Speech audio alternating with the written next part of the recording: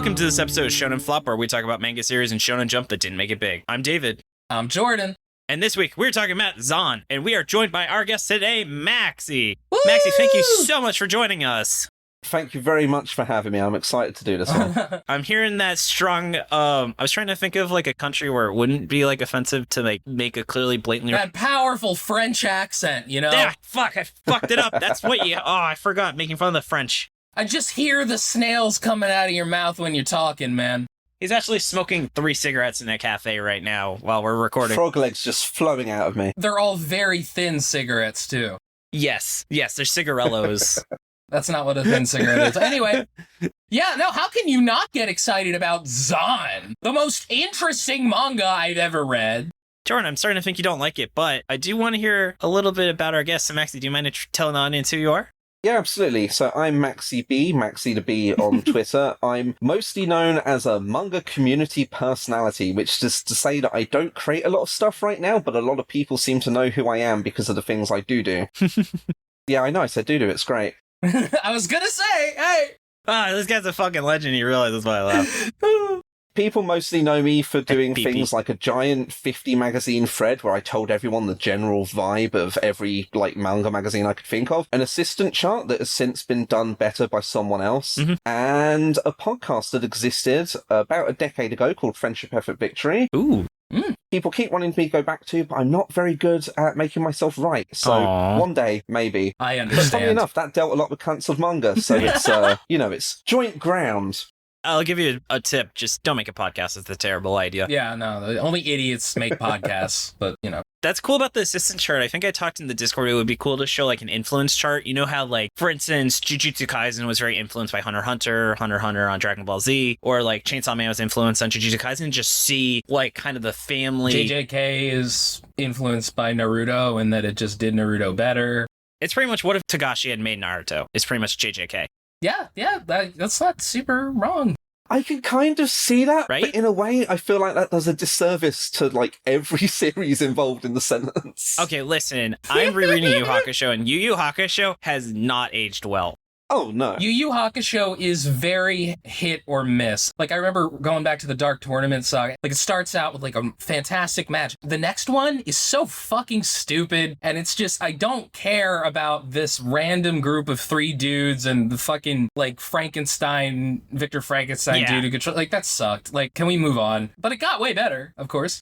Here's the thing also, I'm pretty sure the anime is known for fixing a lot of the issues in the manga. It's to tell you that the anime still has issues. Shows like, in Yu Yu Hakusho, like, characters just kind of come out of nowhere. Literally, they're like, oh, who could this max fighter that Yusuke recruited to our team be, when there's literally like 3 supporting characters in the entire cast that are not currently present. Yeah. But anyway, hey, listener, if you can't tell, the fact that we're talking about Yu Yu Hakusho means that we kind of might not want to talk about Zan't or something. I don't know. But yeah, why don't we start talking about Zan't?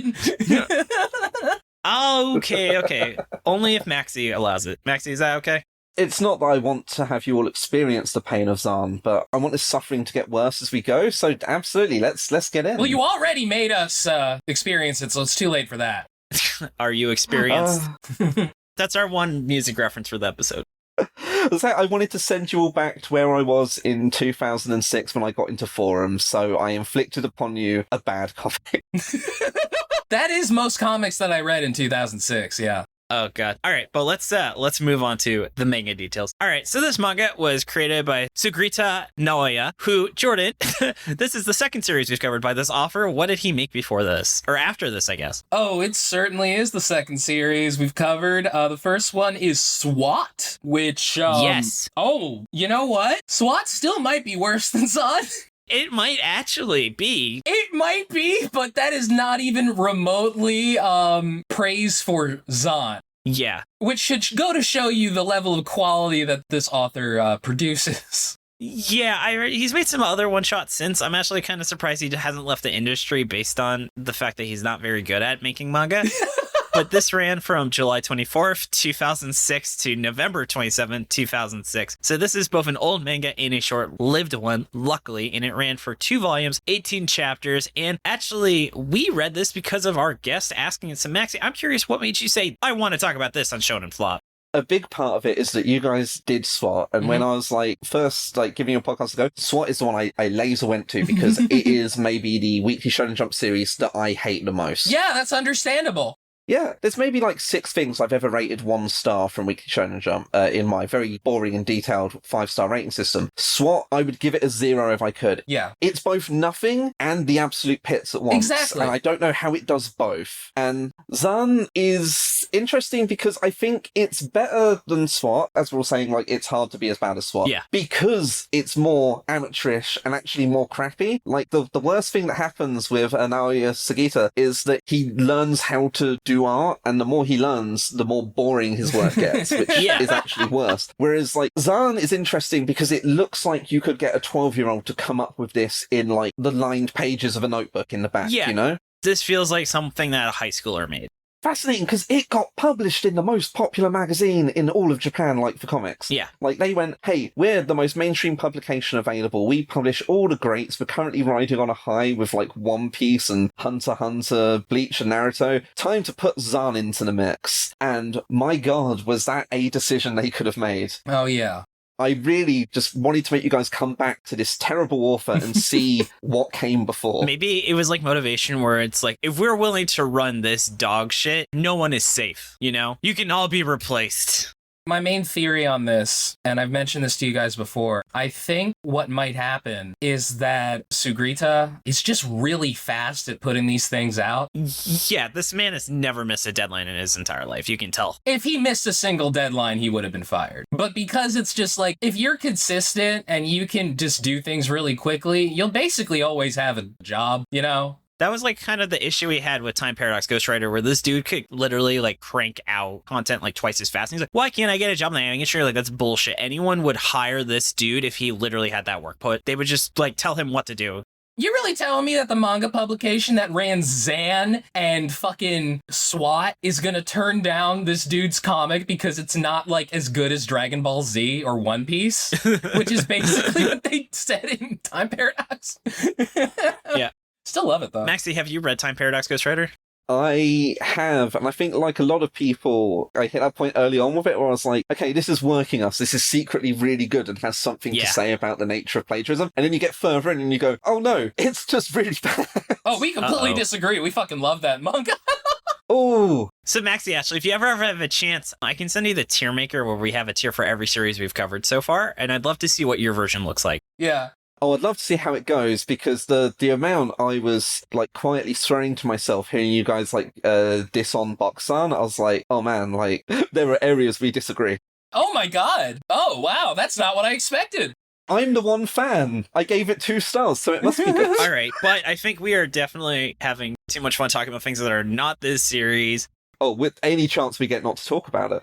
Yeah. I really want to hear Jordan's wonderful plot summary. Yes. I also want to say, before I forget, I want to give a absolute big thanks to Joey. Joey was super awesome guest. He introduced us to Cop and Dolphin, one of our favorites. Yeah. And I want to just thank you so much for putting us in touch with Maxie. I can already tell you're going to be a great guest, and you're an awesome member of the Shonen Flop Discord community. Yes. Thank you. You're truly flattering me. Yes, and speaking of flattering, let's hear Jordan's attempt to summarize whatever the fuck this manga was about as we go into About the Manga. Well, I did my best to make as detailed of a plot summary as possible. I think you did a great job. It's an alternate world where Japan has the Second Amendment, but for swords, so, like, everyone's obsessed with swords. There's a kid, and he's got a really shitty, dull sword that's actually good if you're a master, but he sucks, except he doesn't suck. He's actually a master, but he thinks he sucks. He gets a crush on a feminist girl who's good with swords and wants to prove that girls are strong by losing fights and being a damsel in distress. The shitty sword kid then saves her life from an incel, and then feminist girl immediately falls for him. Popcorn David. Then there's a guy who looks like Ichigo with a scar, who's a cool ninja, and he's a bad guy, but he fights shitty sword kid and realizes he doesn't suck, so they become friends. Then some sort of douchebag kid gets a crush on feminist girl and kidnaps her before sicking his bodyguards on them. One of the kids looks like Ichigo smoking a joint, and after getting beaten up, he joins the shitty sword kid and scar Ichigo, who looks identical to him because the artist sucks. Popcorn Maxie. The short guy makes the feminist girl sword fight him, but he gives her a tiny sword, or as people not in Swordland would call it, a dagger. So she's getting cut a lot. Thankfully, a third faction that doesn't really matter, the Student Council, appears, consisting of a teenage girl with big boobs and Sasuke. Like, literally just... Literally Sasuke from Naruto. Just Sasuke is in this manga. Yes. It's like, if you've ever seen the bigger than before video with eggs, it's that, but with a person. It's a timely reference. Boob girl saves feminist girl. It's really sad that those terms are perfectly accurate. Yeah. Before deciding to try killing her until they have a girl moment and agree that gender doesn't matter and you can just ignore sexism. Yeah. Meanwhile, Eye Patch Wolf murders Sasuke and Shitty Sword Kid beats up Eye Patch, but he got really cut up in the process and had to go to the hospital. A couple weeks go by and he's out of the hospital. Dead serious. That's it. That's the ending. He's out of the hospital. Does a little wave while they're like friends up top. He's down below. That's it. The stupidest time skip I've ever seen in my entire life. You know something? In every other time skip we do, even the dumb ones, there's a moment where it's like, we're going forward and look at what we've accomplished and we're doing this. Like with this, it was just like, oh, hey, he didn't die. And it's like, why'd you even show me the time skip? The series might have been very minusculely slightly more interesting if you didn't do that. Normally when you get like that sort of time skip King Crimson effect ending, like everyone's changed a little bit and you learn what they've been up to. Yeah. But all you get in this is like Sasori going, I might join the student council, who were trying to kill him previously, of course. And that's it. That's all you learn. Yeah. I also love how the main character got like a huge cut on his like eye and there's no scar whatsoever a month after he gets an extremely deep wound on his face. Yeah, like you'd think that would be room for like some sort of clever reference, being like, oh, now he matches with his friend, or now he too has an eye patch like his enemy. And it's like, no, that was just a moment that meant nothing. Didn't matter. Nothing in the series mattered, but we do have to go through the characters, so let's get started on that. We'll try. Yep, and Jordan, I know you put that super eye patch thing in for me. Thanks, big guy. I did. You're very welcome. I'm glad you put that in, because I wasn't expecting it and was trying not to laugh while reading the rest of the sentence. One day we'll get super eye patch. We'll fund this show. One day. So let's get into the main character, Murayama Zan't. He is super strong, master of the unsharpened blade. He has a timid personality. He has a mysterious dead father, which didn't matter. Didn't matter even remotely. Edgy in combat through some alternate personality thing that they just don't explain whatsoever. Okay, so here's the issue. Imagine you're watching Yu-Gi-Oh! And Yugi just turns into Yami Yugi. They don't explain it. They don't make any reference to the fact that there's a pharaoh there. You don't hear, like, his internal monologue. It's just all of a sudden you turn, you look back, and oh wow, Yugi's a little taller, and he's good at cards now. It's actually like just as cynical as that, but if you've ever seen or read Hitman Reborn, like that series had been around for a couple of years at this point with the same sort of personality switch gimmick going on, but being shot in the head to make it happen. And so you can tell that this author just looked at that and said, oh, that's how you get popular, is by doing that exact thing. Didn't that series have like a gimmick where you wouldn't die if you wanted to kill yourself or something?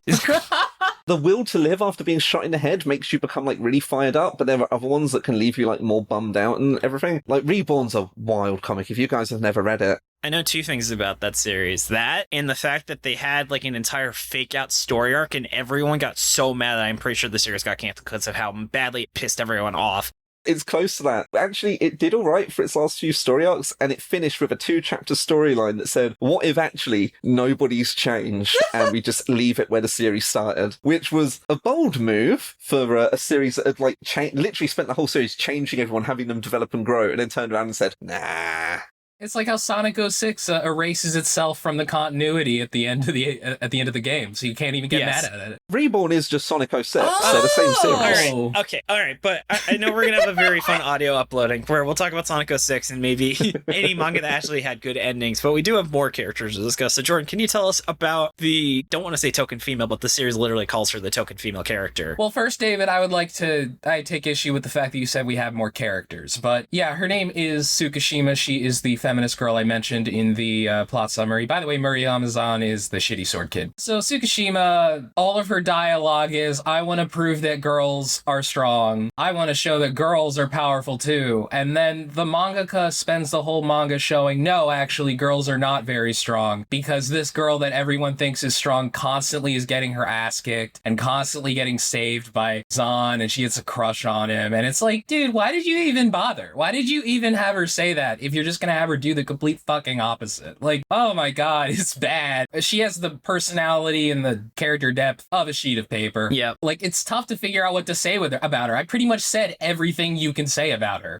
She's the mega jobber of the series. Yes. Like, you normally have that sort of character separate to the woman, where, like, they come out, they do the job to, like, show this person's tough. But because they've combined it with, like, being this weak woman, because the author, just across all of his series, really doesn't like women. No. He's gone like, oh, women can be warriors, but this one can't, and they definitely can't. Like, just keeps finding ways to make her look weaker and weaker. She cries a lot. She collapses for shaking too much a lot. You could split her into two characters. You could have one weak guy and a girl who's okay, and it wouldn't be nearly as, like, offensively bad. But by combining the two traits, she just is the worst. I'm just thinking about Jordan from Ballin' Out Super, that picture of Vegeta with boobs when you're thinking about a jobber woman, because Vegeta's the biggest jobber in Dragon Ball Z.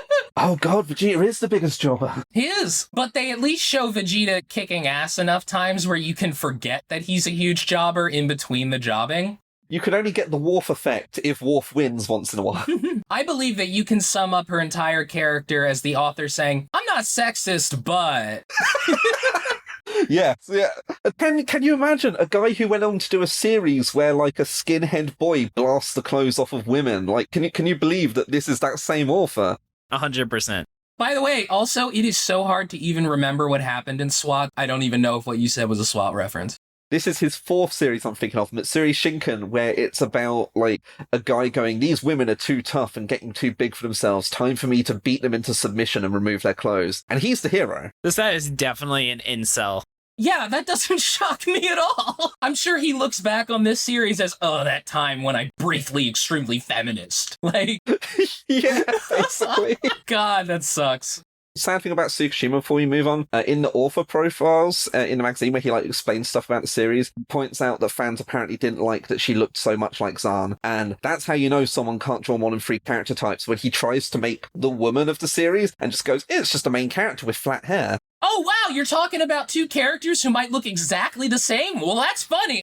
Call that a segue. Wow, what a segue, jeez. Yeah, so why don't you tell us about the fucking Ice-Scar Ichigo? Who were you talking to? I don't even know. Whoever wants to. I hate this series.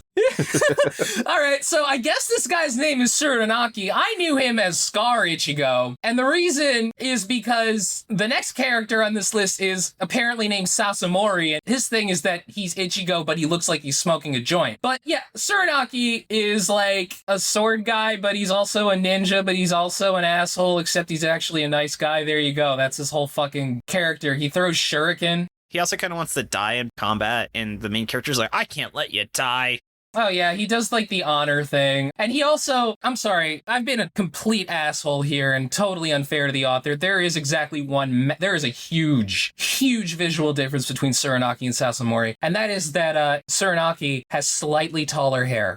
Slightly. I still love how there was a shot where they were in the same shot together, and the author realized, I think while he was drawing that, how they look exactly the same, and he slightly changed Sasumori's character design so that they wouldn't look so blatantly the same. Like, he changed the way he drew his eyes just in that one shot. Yeah. His hair gets smaller over the series. Sasumori's hair, I mean. Yeah. Like, the more I was looking at it, the more I'm convinced it happens, because they're like, okay, that's the one difference I can make work. They also have kind of similar personalities, too. You don't say. They're both just fight boys. Just different sorts of fight boy. They're both literally just Ichigo. I think you could argue Suranaki is more of a Naruto character, but Sasumori is literally Ichigo. Like, literally Ichigo. Now, would you have given him the extra points if he made it like a reveal that they were twins or something? I would have.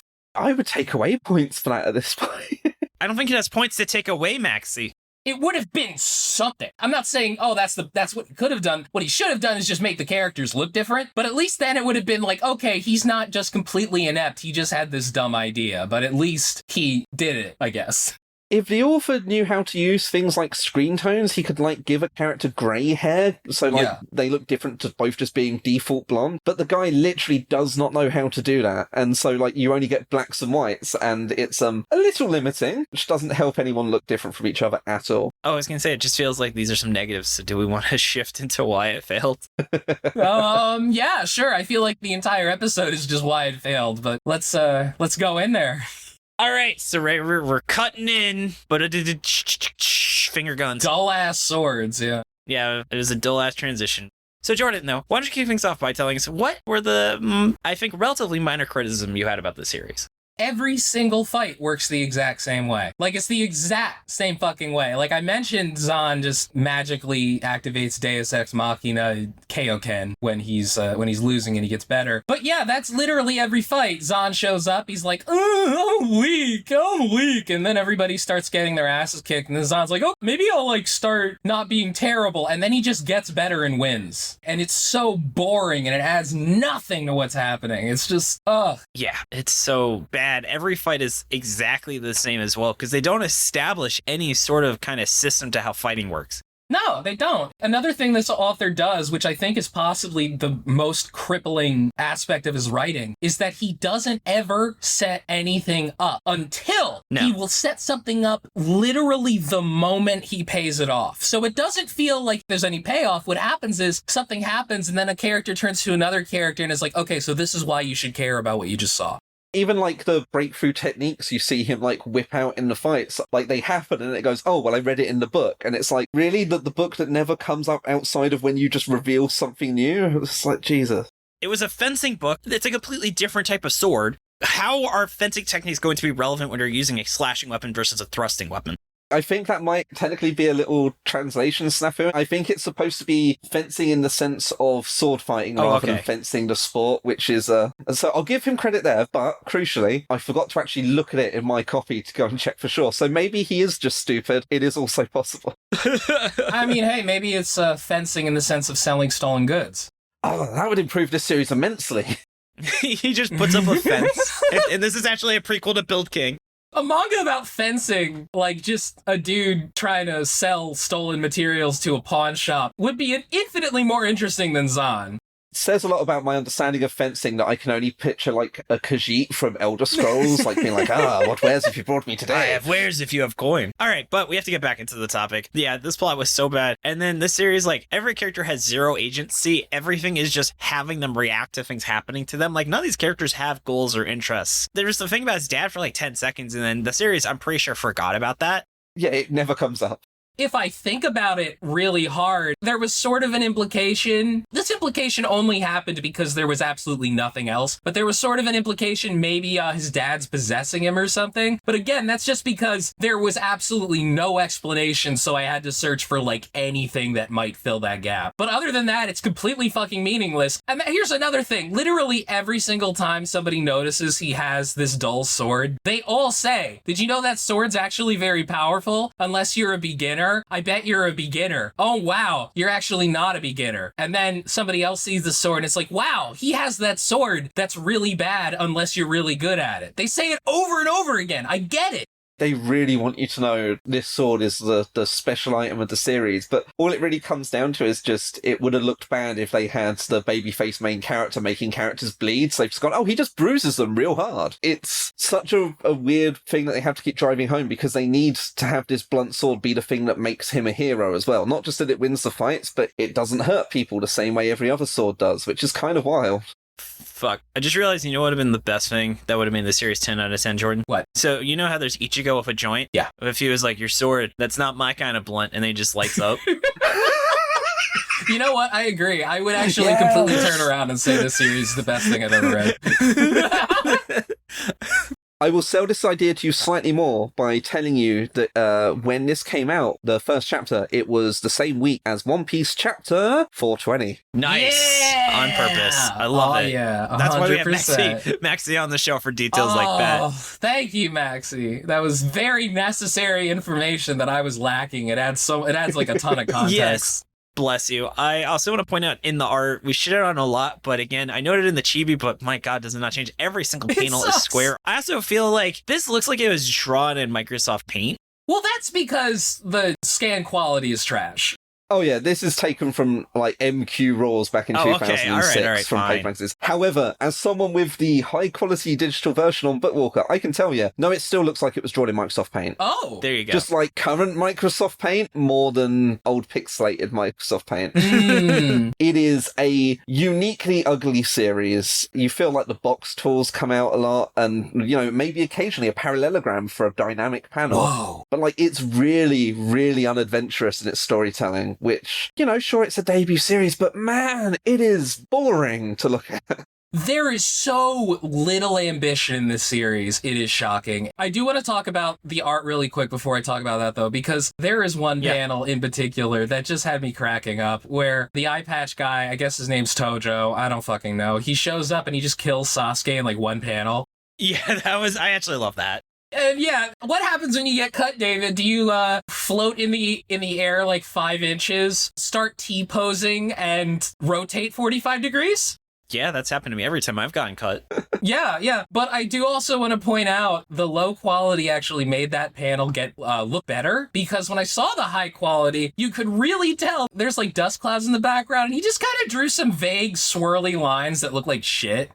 Oh yeah, because there's no backgrounds in this series at all. Like, he does not know how to draw them. The best part about that particular cut as well is, so he gets cut, big page, he's falling backwards, blood spraying out, apparently propelling him through the air. Yeah. And then the next panel, he's actually fallen forwards instead. Yep. Yeah. Continuity does not exist in this. You'll see this. If someone's hair's blowing in the wind and, like, let's call it the camera, like our lens, if it moves to then show them from the other side, their hair's blowing the other way. So it's like, instead of wind blowing consistently one direction, it's like the wind's blowing across the page and every character's hair is going that direction. But it's more dynamic. It's so bizarre. It's like he's never thought about how to draw a comic. And even as an illustrator, even if you took every panel by itself, they're flat, they're unpleasant. Have you looked at the hands in this series? I'm going to. They're literally a square with rectangles coming off them. I can draw better hands, and I can't draw for toffee. I don't get paid for it in a magazine. Can't draw for toffee. That might be the most British expression I've ever heard in my entire life. So this is it. The Britishisms are coming out. I'll be full William Regal by the end of this episode. Oh, we love it. I just want to say, I think every British guest, because Jordan, how many British guests have we had? We've had Hassan and Masako X, I think. Yeah. Or am I forgetting anyone? So we are 3 for 3 for having very awesome British guests. Yes. Being on the same level as those two, now you really are taking the mick with me. Yes, the big 3. Hassan, Masako X, and Max. The big 3 British people in England. That's it. Yes. Those are the 3 people that anyone cares about in England.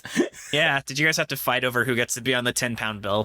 We get a crown, but it's like a sort of Burger King paper crown. Oh, good. The royal budget's been going down in recent years. Oh my god. All right, we are off track. Let's get back into it. So what else do we want to say negative about this series? The series art style doesn't really strike me as manga. What it reminds me of is 12-year-olds trying to draw Invader Zim characters. Yeah. This is perhaps the most deviant art style manga. Like, we said that about Beachy, but this is even more so. This is what 12-year-olds in deviant art were trying to draw. This is so much worse than Beachy's, like, art. I think it's generally worse than Beachy, too.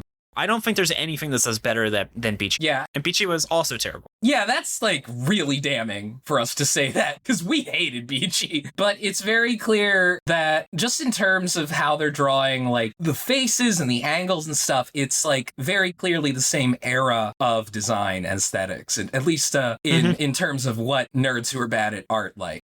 Totally. Like, if you, the specific sort of deviant art or like teen drawing trend I'm always thinking of is when you're trying to draw anime style and you forget that foreheads exist. Yeah! And this has got so much of that because the eyes are so big, it goes eyes, head, which, like, if you were to show me an x-ray of a Zan't character's head, I would scream and never stop. Like, it would be a terrifying concept. Oh, God. They're all very 2D in a neat way as well. Like, not to go make this a positive, I actually kind of like how amateurish it looks at times, because it almost makes me think of, like, if you did paper puppets, that's what these series would be, because not a single character has visual depth to them. So, like, you could literally just wave them about on sticks and make your own sort of budget anime. It's great. And by great, I mean terrible. I mean, look, with better writing, I think that you could find a way for this art style to be good, but that's not what we got! So...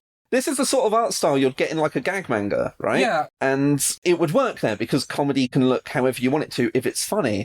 That's literally High School Family. Yeah. High School Family's artist is extremely talented. He has got wonderful proportions paneling. The art style he has chosen, I think, is why you bring it up. Yeah. Oh, yeah, no, like, drawing in a way that's deliberately amateurish. It's like the author of High School Family, their previous series, Isabei Monogatari, was great because it was all drawn in a ukiyo-e art style. You know, the old Japanese wood panel thing. I can never pronounce it correctly. Oh! I know what you're talking about. Yeah, so the guy is super flexible because he'd be drawing it in a way that both looked like that and looked a little bit deliberately crappy, but if he wants to, he can draw something that looks really refined and brilliant. Like, he's a very flexible artist, and I think that's part of why the author of One Piece loves him so much. Yeah. I just love High School Family. Oh, of course.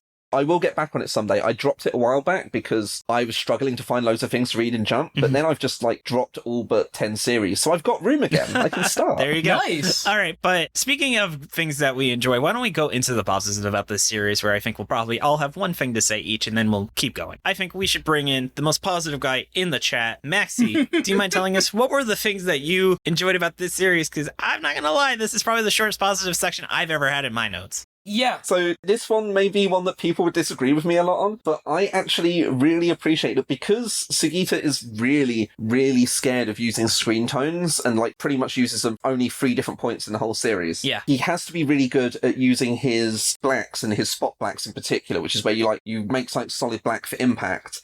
Oh, this reminds me of another series, Jordan. Oh? So Gunblades West, I said that was the one good thing the author did well with the art. And Jordan just shitted on me for saying that. Yeah. But the thing is, you can't underestimate the power of good spot blacks. It's part of why Bone is such an amazing comic. Please understand, I'm not comparing Zan't to Bone. Jeff Smith's Bone is far, far better than Zan't. Oh, God, The spot blacks in this are actually surprisingly good. I'm just remembering when I recently Googled Bone Collection and just showed up, oh, here's the Bone Collection for the good comic Bone. Okay, thanks. I do love Bone. I actually finished reading it like a month ago. Bone is great.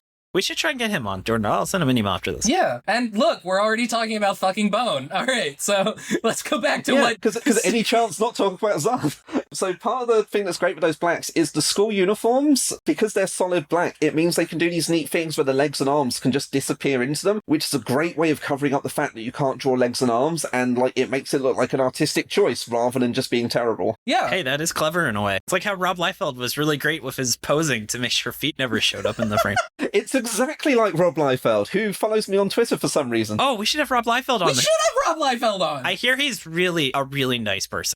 He's excellent to talk to, but his opinions suck. Hasn't he gone from like being one of the worst artists to being like extremely mediocre, where like no one would even know about him at the quality he's drawing right now?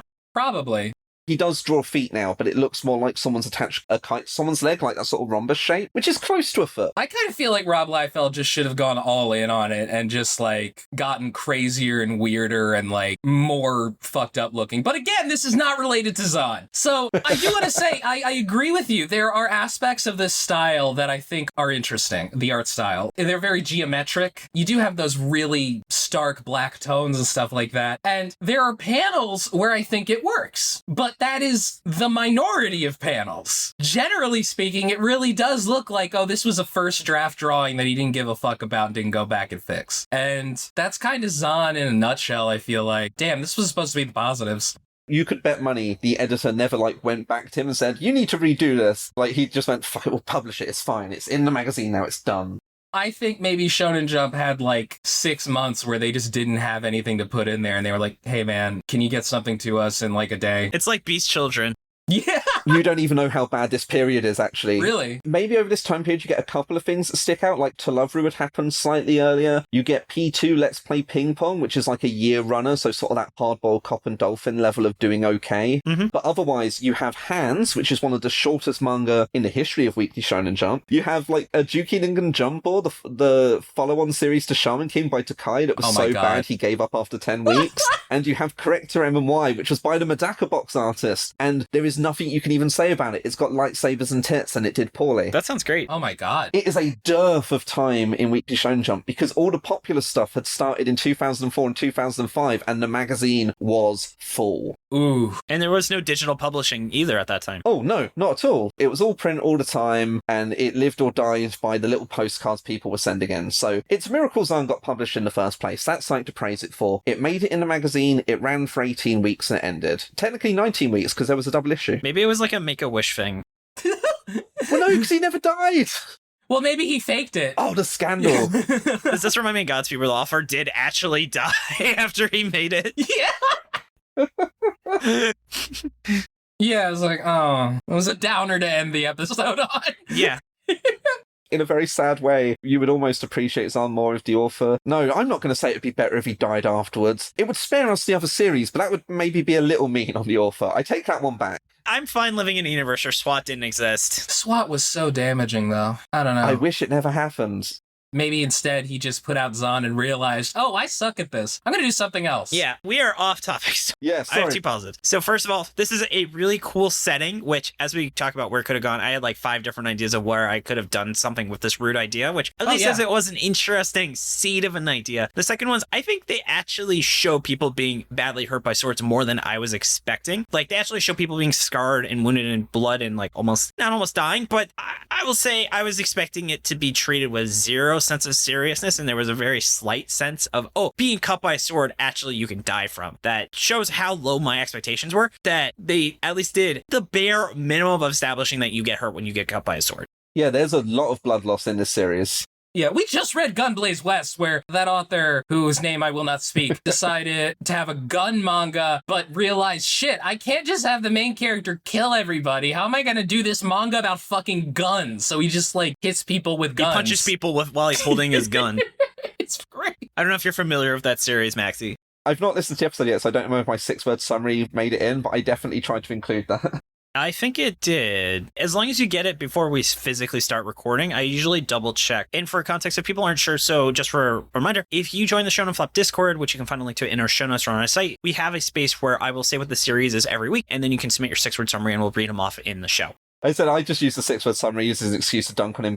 Totally justified. I incredibly support that. But David, you kind of pointed something out, which is there are moments in this manga where you could see, oh, hey, you accidentally struck on something potentially interesting. But he doesn't realize he did that. He does nothing with it because he can't write and he can't set things up or explain things. Like about halfway through the manga, you know, I'm just getting into where it could have gone now. So Got one more for you, quickly. This is a very minor thing, and it says how little I liked about the series. It's nice that it's got some cool cameos in it. You have Soft On and Beauty from Bobobo on the Chapter 1 cover page, along with Zoro from One Piece. What? You only really see it in the colour pages, so it doesn't work well in the volumes. But on the first page in colour, he's sitting there with the black bandana on, white top, and his shorts or whatever. Like, it's 100% supposed to be Zoro. And then you've got Soft On, or a guy with poopy brown hair, chasing a pink-haired girl into the toilets, which hilarious. is a really weird thing for a brother to do to a sister. It's completely needless references. So now there's absolutely no excuse for the fact that guy looks exactly like Sasuke, is what you're telling me. Absolutely zero. It's almost definitely trying to be clever. Oh, God. In Chapter 8, at the end of Volume 1, you randomly have Ryotsu from Kochikame in there. It was the 30th anniversary of that series, so everyone was just putting him in. And so for a brief moment, I was thinking about a good comic, and I was like, oh, that's a nice feeling. All right. But you know what else is a nice thought? Where it could have gone? Where it could have gone. So let's mosey on into that. So let's just round robin what all of our thoughts are. So my first one is, imagine though if it played it straight that the main character got like a really serious concussion, like the 3rd chapter, and then it just kind of turns into like $1 Million Baby, where it has to deal with him like his life after he has a traumatic brain injury, and it becomes like really serious. And then Clint Eastwood kills her, right? Yeah. Zoro kills him at the end of this. Well, yeah, it ends with him going to the hospital. What if, like, the time skip, they were like, oh, yeah, I unplugged his life support. What if this entire manga was just him in a coma, matching it after his head injury? His dying dream? Yeah. Like a Jacob's Ladder shit. It turns out his secret personality thing is just because he's like got swelling of the brain from taking a bad hit. Yeah. Like there's absolutely things you could do there that are really depressing, but it would be interesting. Maybe it's like his softer, like, timid personality is the personality that showed up when he got hit in the head. And then, yeah, when he gets serious, like, oh, his old personality comes back. It's fucking something! You've come really close to the plot of the one-shot that led to this series. I thought Jordan for a second was about to recommend what if it was double Taisei, but about sword fighting? Oh, that would improve it. What if it was double Taisei, but about sword fighting? There you go. I like that, actually. That's awesome. Everything should be double Taisei. That's like a fun series to just think about. We are already talking about double Taisei, all right? Anything we could do to not talk about Zan't, we keep saying it.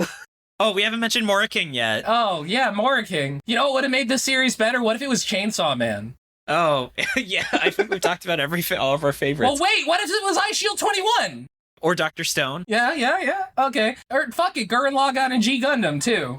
And Lucifer and the Biscuit Hammer. Okay, but yeah, so my idea here is towards the end of the manga, you start seeing all these characters talk about Bushido, and they start talking about the way of the warrior. And that has never been brought up before that, really. It's just suddenly, oh, these guys really care about it. And it's like, why should I care? Because that's really a way that you could take this manga, because the premise is it's like, okay, it's like real world, but everyone's got swords. And how does that change the culture? Of course, in this manga, it doesn't change the culture. But that kind of gave me a glimpse of what if in this world it was very similar culture-wise to how it is now, but everyone was just super into codes of honor and super into Bushido in like a way that they aren't right now. It would be something. It would be like, okay, there's some kind of character here. And then when you had characters suddenly pulling out this Bushido shit, you'd be like, oh, I get it. Yeah, okay, I understand. But because that's not there, it's just stupid. I love that so much because, like, there is a very interesting question this series is asking by being like, what if swords had never been banned? Yeah. You could see a world, like, completely warped by that idea, like, where, again, like, if school somehow revolved more around swords instead of just being a place you go to where you're allowed to hold a sword, you don't see a single class where swords are related to anything going on. They just go to class like a normal teenager in a normal setting. Yeah. Like, do something with the fucking premise, you know?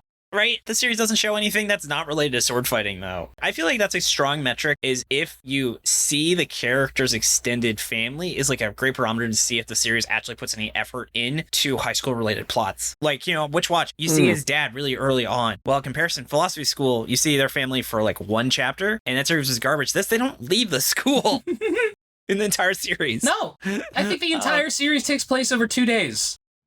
It's like part 5 of JoJo. School is just a building to hang out in. That's what the series is telling us. Yeah. And do you know why? Why? Because it's really basic and you don't need to draw backgrounds. Yep, that's fair. Everything's a plain wall. This is the most basic manga you could possibly make, because do you know why everyone has swords? The only reason is because he knew that he needed to get to a situation where you had teenagers fighting each other with swords in a school, because that's what manga is, apparently. Because swords were popular in manga back in 2006. They were like the thing everything had. Maxie, do you have any other things that you would like to change or pitch inspired by this? Yes, I alluded to it earlier. This series should pivot to gag. It should have always have been a comedy series. Yes! Because, like, in a world where swords are commonplace, you can do so many gags about swords when they shouldn't be. Like tiny swords for toothpicks. Like we talked about someone cutting up a cucumber with a katana. Yeah, a lawn rake made out of daggers. You could go completely silly with it, like make it so much about swords that like everyone's completely insane. Like your side character is a massive sword pervert. Like everyone's trying to have like a romantic sort of confession scene and he's doing it with like a sheath. I love that. I'm just imagining, like, at the end of the series, after it ran for 15 years, he gets, like, married to the female main character, and they show their wedding, and it just shows a sword sheathing. And that's probably the best metaphor you could come up with after the wedding. Oh, yeah, you go the full Family Guy with it, though. Have the sword be slightly too big for the sheath, and it's just destroying it. The sword, like, retracts in the handle and says, oh, I'm sorry, I'm nervous. It's usually not like that. Like one of those child's daggers where it just goes in. That's really good. Speaking of sword sheathing, I thought if some ideas were, like, not to completely change the genre, but I thought it would be cool if, like, what if instead of it being, like, this weird-ass blunt sword, his sword is, like, enchanted or something where he can't unsheath his sword, so he has to fight with a sheath sword, which he kind of uses his sheath. Like, that's, like, the power is he has to figure out, like, how to become strong enough to unsheath this, like, restricted sword or something that his father left him. Oh, that'd be great. It would be a character motivation, and it would be plot. Yeah. 'Cause it's like, why is it like that? Imagine having character motivation. I feel like this author accidentally set up a bunch of things and just didn't notice. Yeah. Because they change all the time. When you change ideas all the time, it's like a broken clock twice a day, you know? By the way, in your sword world thing, I actually had a note about that. Imagine if there's like a woman taking a baby in a carrier, taking her sword in a stroller like it's a baby. Or a baby with like a tiny sword. Oh, that'd be perfect. Baby with like a sword as a pacifier. Just... Yeah. Yeah. I agree. This needs to be a sword-obsessed world. That's what happens in manga and anime. You know, Yu-Gi-Oh! It isn't just that they play cards. It's that the entire world is structured around a children's card game. And that would have been a lot better here. It's like you have to commit, throw yourself fully into the idea. Anytime someone half-asses it, the series dies. Like, this is very much that. I also have one last thought. To get into that whole point of how the author accidentally has good ideas, in chapter 4, they talk about how the main character has like really weird footwork. And it gave me the ideas, what if the main character, like say for some reason he can't learn normal sword technique, so he has to learn it from different other forms of martial arts or weapons and has to adapt them to a sword technique. So like in that, he was essentially doing boxing footwork in a sword duel. And that would be cool to show like how do you adapt non-traditional skills into traditional sword fighting to give him like a unique advantage versus his opponents. Yeah. Like that's the whole point. It's like with that footwork, you can't predict where he's moving because he's moving so strangely, but that's definitely not something that would be taught in traditional swordplay. As awful as this manga was, if it had gone the Neru route, where it was like he just had like this weird manual of things to do, this awkward fencing manual, and he had to keep going back and looking at it, and that might have been a more consistent thing, it would have been something, and it would have been kind of interesting. You could do stuff with that. I mean, it probably wouldn't have been interesting because this author / artist is terrible, but a better one could have done a better job. Yeah, better anything on anything could do a better job. If this, you know what? If this manga, if the plot was better, it could have been better. All right, thanks. Big hot take from Jordan. That's the review, one sentence. If it was good, it'd be good. I know you guys really want to talk about Miscellaneous SWOT, so let's move on to that. All right, Maxie, you have 45 minutes. I don't know if that's enough time for you to get through all your Miscellaneous SWOTs, well. No, Maxie, please, though, please tell us all of the interesting observations and thoughts that you just felt you weren't able to express yet on the show. So a lot of these are things that actually exist outside of the series thing and its place in Jump history, because it started at like a really weird time. Like I mentioned the Kochikame anniversary, so it got to go and be part of this massive book that had like all these big authors like the creator of Bastard, the creator of Hunter x Hunter, who was on hiatus at the time, all drawing tribute images. What? He was on hiatus? No fucking way. The first really big one as well. So like back when it was novel, if that makes sense. Yeah. So you had all these authors coming back from retirement stuff, doing these little images, being like, hey, well done, Kochikame, for running like 30 years without ever taking a break. And then you had series that were like dead in the water, ready to be cancelled, like Zan't in there, being like, hey, I'm also here. I'm glad I'm in the same magazine as you, Sensei. Which is like so wild and an opportunity far beyond anything this author deserved. Imagine in reprints, they just took him out, they cropped him out of it. Oh, I would laugh so much. It would be mean. But the thing is, the little one-page comic it did, it was terrible. It's just this little thing like, hey, I'm going to arrest you because I'm the cop from Kochikame. And it's like, actually, swords are allowed here. And he goes, oh, I guess I'm the silly one, and runs off. And that's basically how it goes. And like, these had amazing ones. This had things like Ryotsu trying to convince Edward Elric from Fullmetal Alchemist to go and make gold, even though it's against the rules. Or like him going up against Ichigo from Bleach and being like, here's my Bankai. And he goes, Bankai, and pulls a revolver on him. Yeah. And Ichigo's like, that's a gun, please don't do this. That's amazing. It's so good. And Zan't just had nothing, which like is so funny to me. It also got a rare thing. Whenever there's a double issue in Jump, we all know the thing, every series is on the cover. And it got to be part of a big special summer one where there was a boys cover and a girls cover, so you got to see all the heroines, which is so funny to me because you get all these like really well fleshed out characters, and then it's just Tsukishima in the background in what can probably tastefully be described as three white triangles on a stick figure. And it's like, I'm also here. Oh, God.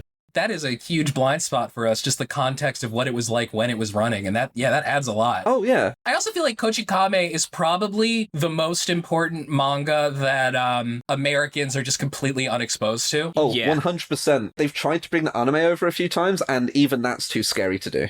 I know absolutely nothing about it. Me too. Other than like brief things I've seen, but it is apparently one of the biggest manga ever. Yeah, 201 volumes. It ran 40 years. Never took a break. Not once. God damn. Yeah. And here's the thing. A lot of those chapters are good. Like, it had its off weeks when I was checking out, like, raws of it now and then back in the day, but it stayed mostly good the whole way. The author finished that and started doing 4 whole series afterwards, and they were all good. Like, he never stops. He's in his 60s now. It's amazing. Oh my God. So he's like the original Oda. Totally. He is like a machine, but unlike Oda, like, they never thought to actually make him take a break. Jesus. He has a lot of assistants. He has, like, a named studio that helps him, which is the trick. That's good, yeah. I feel like manga definitely need more assistants. Yeah. Definitely. It's a good way to go, especially if the assistants get named in the volumes. I always love that. That's how you make completely insane charts with lines connecting everybody. Oh, okay. That makes sense. That's so cool. Maxie, I really appreciate your like unique perspective on all the manga stuff.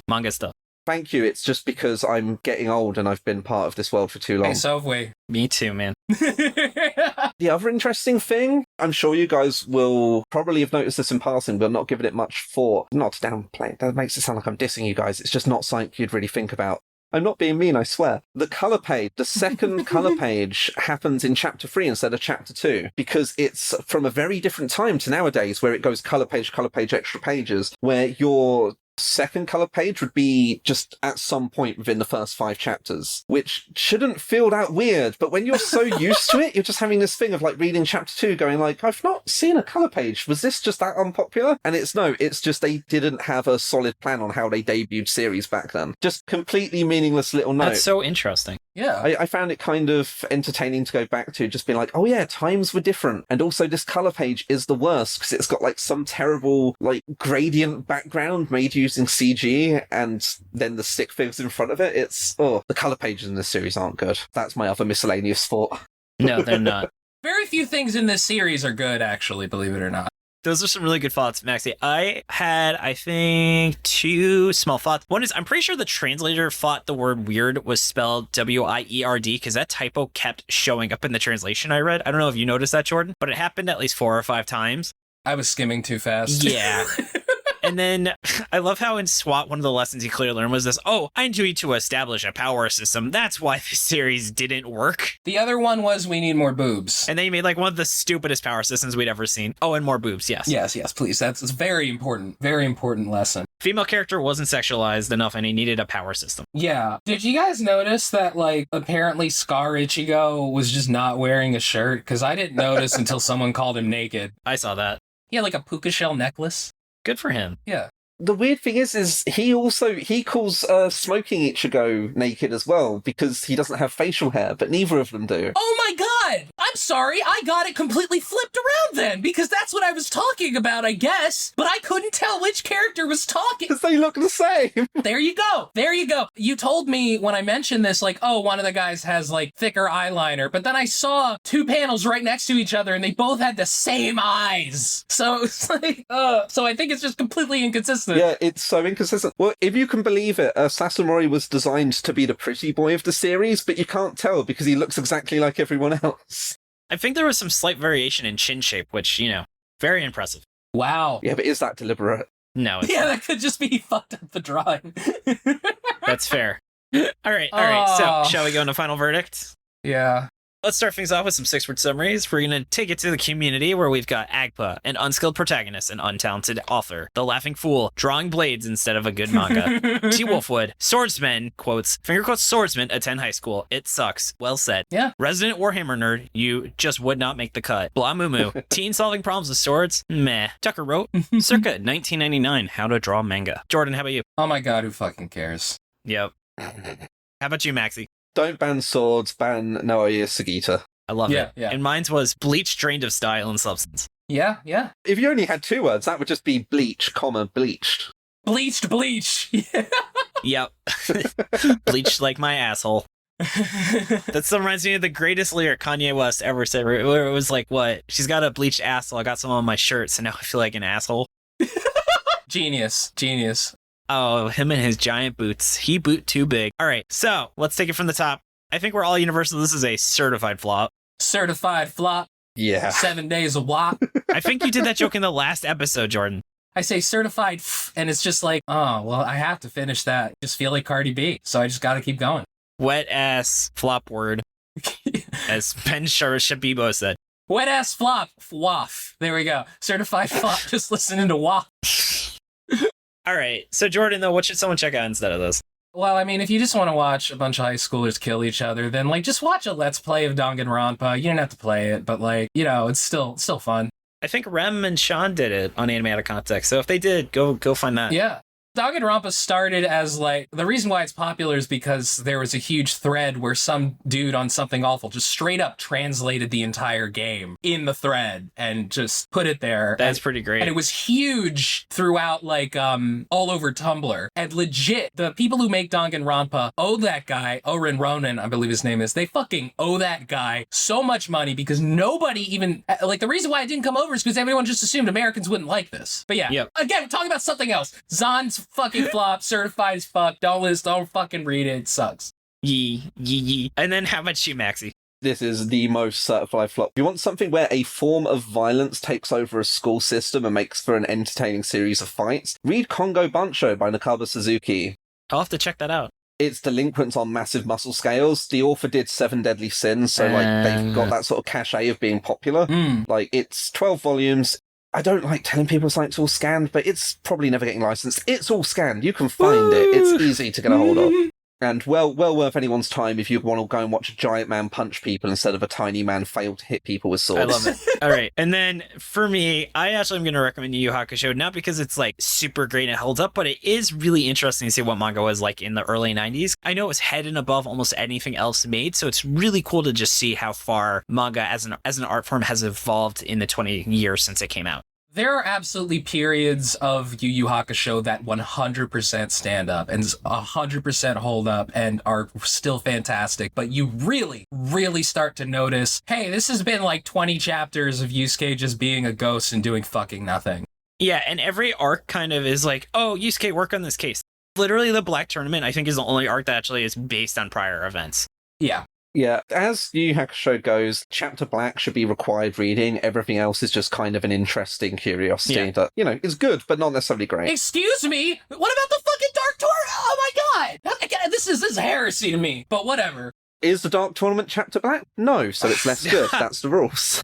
Oh, you guys are fucking heretics. Jordan, you are literally basing on the anime, which fixed a ton of the manga issues. The important thing to think of is that we've had a million tournament manga since the Dark Tournament, so it was probably great back then, but it's been diluted by the rip-offs over time. And it itself is kind of ripping off things like Saint Seiya, so... And Dragon Ball. Yeah, I mean, I suppose Dragon Ball, if that's what you like. And I do. For some reason, I didn't think about Dragon Ball, though. Yeah. I also like Dragon Ball, it's great. Oh, God. All right. So, though, here it is. The question for us, is this the worst thing we've ever read, Jordan? Is this worse than School Judgment? This is in the conversation. I mean, School Judgment is also a crime, is the thing. This is absolutely more poorly made than School Judgment. Nothing has made me feel grosser than School Judgment. As much as I think Zan't sucks, I would reread Zan't before I reread School Judgment. It's not even a question for me. So by that metric, I have to say School Judgment is still worse. But yeah, it's in the fucking conversation. Yeah, I will second that.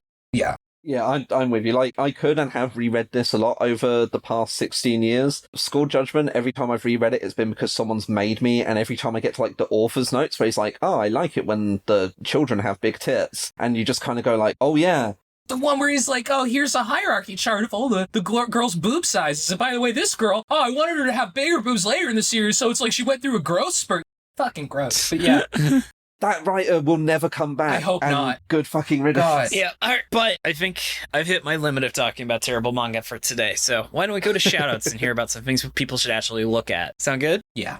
I want to start things off by thanking you, Maxy. You have done nothing but lived up to the hype that we heard from Joey. Thank you so much for being on the show. Do you mind telling the audience all about you and where they can find all the wonderful things going on in your world, and in particular what they should do instead of ever acknowledging the series' existence? Absolutely. So the main place to find me is on Twitter at MaxyBee. I have a nice pinned tweet there that contains all the interesting things I've ever tweeted about for things you want to know. It's usually great for learning about things like cool manga that aren't out in English yet, which I will then try and sell you using affiliate links because I am just that self-interested.